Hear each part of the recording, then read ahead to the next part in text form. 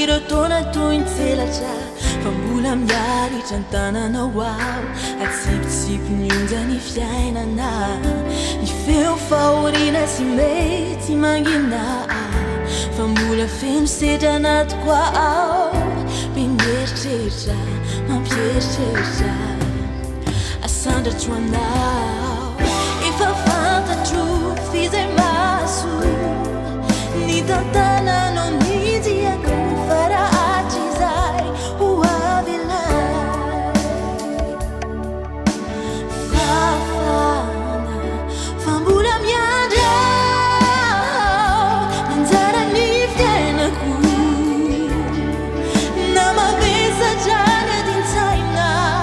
zay atrehako kanefa matoky fianao no lalako hibaliky indray ny maraina ho foana ny taraina iraisito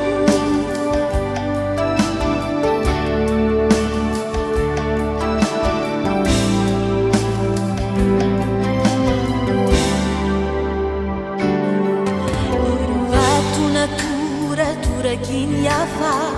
ho any lasatrany bongo fialofako ireo fery miafina sy ireo ratra loharano mpitiavako na inona ido na inona itranga tsy atao ohatry intsony izay afara